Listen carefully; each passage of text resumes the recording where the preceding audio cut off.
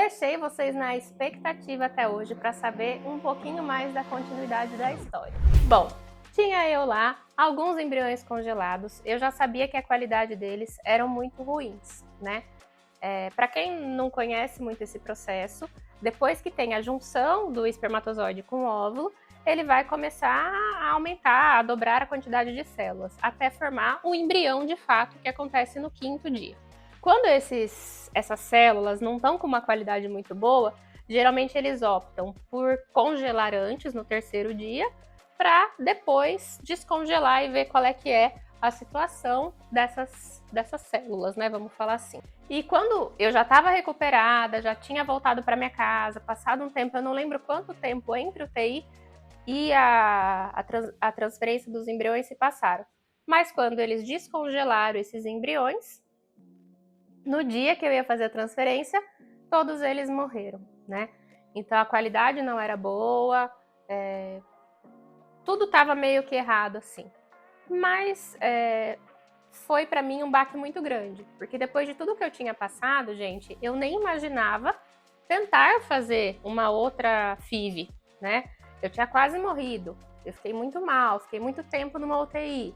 Então, se eu olhasse para o meu marido e falasse, eu quero fazer outra FIV agora, ele ia dar risada da minha cara, porque a gente tinha passado por uma situação muito difícil com risco de vida para mim, né? E aí nenhum dos meus embriõezinhos tinham sobrevivido.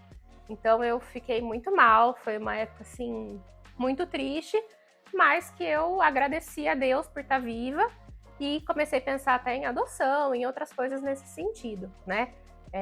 Comecei a preencher para dar entrada no processo de adoção e o tempo foi passando até que eu resolvi fazer uma nova FIV, né? A gente sentou, conversou, isso era uma coisa que era muito importante para mim e a gente foi procurar um dos médicos referência aqui da cidade de Campinas para fazer essa segunda fertilização. Então, isso também é uma coisa que eu falo muito, né, nas minhas publicações e para todo mundo que me conhece, da importância de um bom profissional, né? Porque eu vivi isso na minha vida. Então, não é só marketing, não é só uma coisa que eu falo para chamar a atenção, né? Mas para a gente ter esse foco.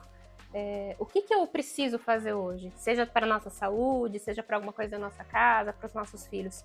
Procure bons profissionais. Procure profissionais qualificados, porque isso pode trazer uma dificuldade aí de adaptação de aparelho auditivo ou pode trazer um risco de morte, como foi que eu quase passei. Lógico, não culpo nenhum profissional nem nada disso, mas essa minha segunda fertilização, por estar numa clínica super capacitada, com profissionais super capacitados, foi totalmente da primeira.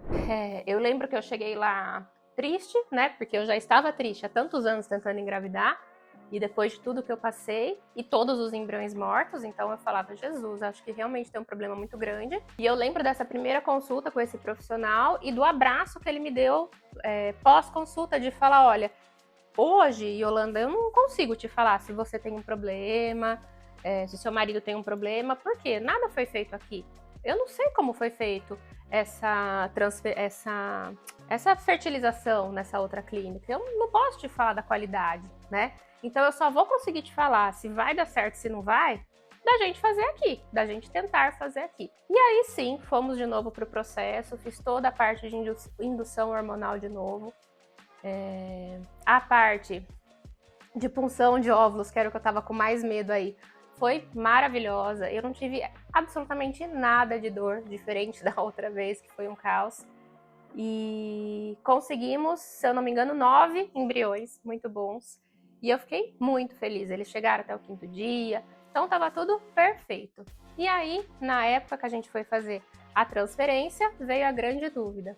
Quantos embriões colocar? É uma coisa, gente, muito difícil, né? Porque quando a gente pensa na gravidez natural, a gente não tem domínio sobre algumas coisas, a gente não pensa sobre algumas coisas. E quando você está nesse processo médico, você tem que tomar decisões que vão mudar a sua vida, né?